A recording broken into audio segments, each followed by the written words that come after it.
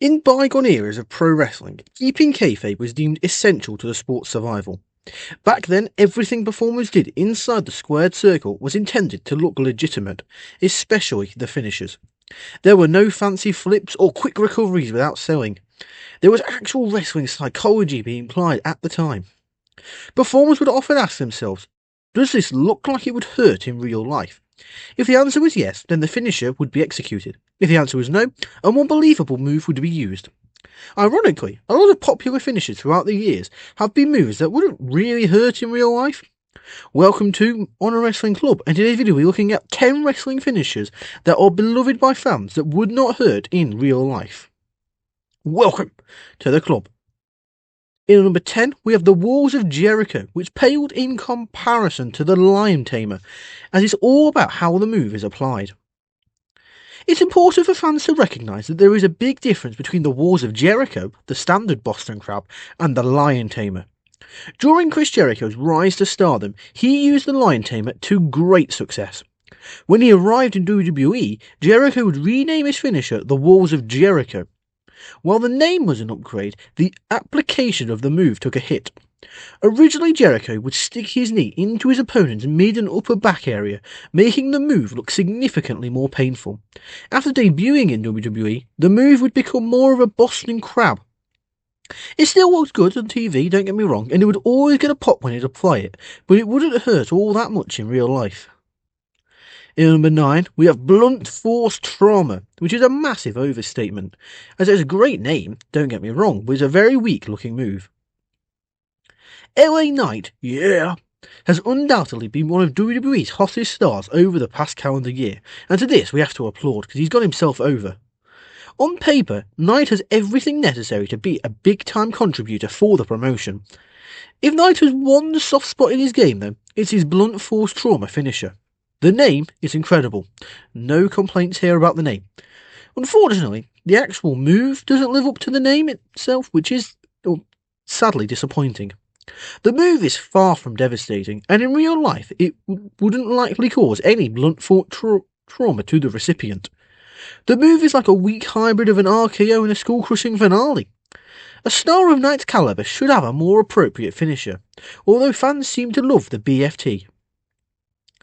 In number 8, we have the Claw's heyday is well in the rear view now, as the move lost a lot of its luster after kayfabe died. Here's a perfect example of a move that thrived during the height of kayfabe in professional wrestling. The Claw, or the Iron Claw, has been used by various performers throughout the years, but is most closely associated with the Von Erich family. In his prime, Fritz Von Erich was quite the imposing figure, so the finisher made perfect sense for him. As kayfabe slowly died, though, so did the Claw's lore. As the years went by, it got harder and harder for fans to believe that someone could possess enough strength in one hand to squeeze the life out of an opponent's head. Today, the move still exists, but is used sparingly as more of a nostalgia spot, and it is far from a legitimate finisher. In number 7, we have the WORM, which was MID. It's very good for a laugh, the worm, but it would not hurt a fly. There are levels to pro wrestling stardom. Some guys can reach the level of a bona fide star and main eventer. Other guys carve out a nice lucrative spot on the card, but are never considered transcendent superstars. There's that whole proverbial glass ceiling. Some people hit that and can't quite break it through that. Scotty 2 Hotty would fall into that latter category. During the Attitude Era, Scotty reached unexpected levels of popularity as part of Too Cool. Still, despite the popularity, Scotty was never much more than a good worker and comic relief. Scotty's biggest claim to fame was his worm finisher. The move would get over huge with the audience, but it was never intended to be taken seriously. In reality, the move has 0% effectiveness in real life. And also, the fact that the whole smoke and mirrors around the move before he delivers the punch, that would just, if you try to do that, you'd end up getting beaten up yourself. In number 6, we have Santino's Cobra, which was perfect for his comedic character, and the Cobra and the Worm were cut from the very same cloth. Much like Scotty 2 Hotty's Worm finisher, Santino Marella's Cobra was as comedic of a finisher as there's ever been in professional wrestling. The similarities between the two are pretty fascinating. Both moves have a bit of an elaborate setup, and both were named after animals. Lastly, and most importantly for the sake of this list, neither move would even slightly hurt in real life. The magic behind the Cobra was Santino's setup and delivery. His mannerisms, facial expressions, and everything else during the setup made it obvious that the move was comedic and allowed to fans to enjoy it for what it was. And number 5, we have Hulk Hogan's leg drop, which finished off countless Hall of Famers. However, the move has hurt Hogan more than his opponents. Here's a great example of how kayfabe allowed a basic finisher to thrive in years past. Today, a leg drop is as basic a wrestling move as you can get. During the 80s though, Hulk Hogan's leg drop was the most feared finisher in the wrestling business. Even the biggest and toughest monster heels didn't kick out when the Hulkster dropped that big leg on them, unless you were sitting in the main event of WrestleMania 8, because Papa Shango's late, but we'll move on. Today, the notion of this move being unstoppable is laughable. Despite Hogan's massive size during his physical prime, there is no way that dropping one individual body part such as a leg onto an opponent would really incapacitate them. In reality, dropping to his backside with such an impact hurt Hogan more in real life than any of his opponents. In number 4, we have the figure 4, which always looks excruciating, however looks can be very deceiving.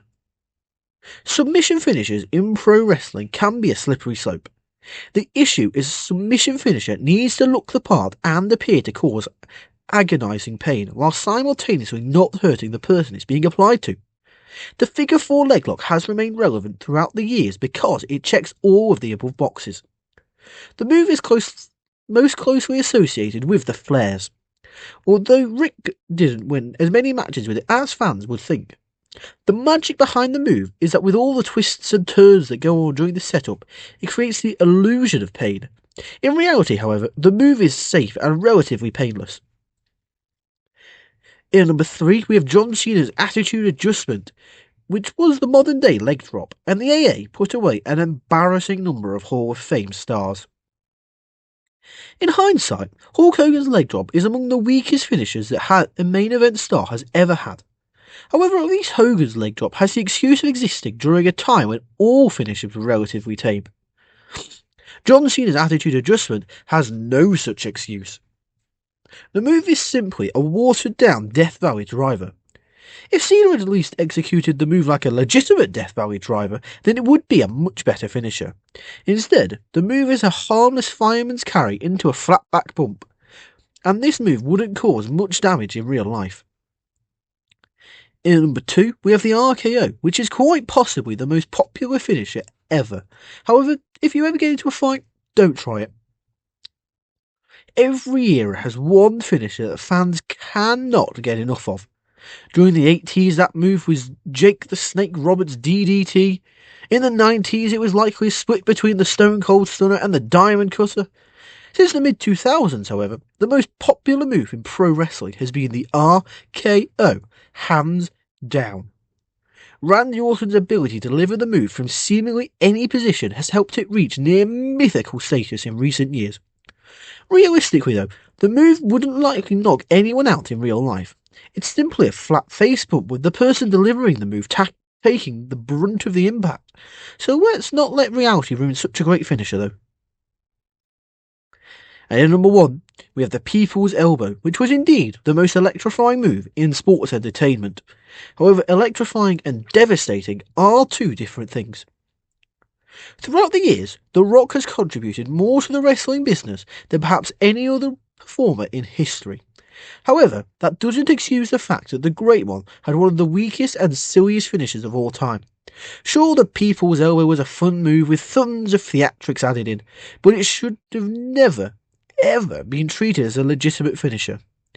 In reality, the People's Elbow as a finisher is even more laughable than Hulk Hogan's leg drop. At least Hogan jumped up high when delivering his leg drop, and seemed to drop it fairly close to the throat, which could hurt. The Rock simply fell on his opponents and delivered an elbow drop. Even the run's pointless because he stops when he gets to them. In real life, the People's Elbow couldn't bust a grape in a fruit fight. However, there you have it. There's our list. So what do you think? Which finisher do you think is the weakest, and which would you be most willing to take in an actual fight? Be sure to let me know in the comments down below. If you've enjoyed this video, be sure to give it a thumbs up, click the like button and the subscribe button to make sure you never miss out on any of the fun content that we produce here at Honor Wrestling Club. Be sure to check out our previous videos. We've got plenty more on finishers and several other topics in the wrestling world. So be sure to go check them out. I know you'll enjoy them, and share them with your friends and family as well. They'll really like them, I promise. However, that's all for now. So I'd like to thank you for watching and welcome you to the club. See ya!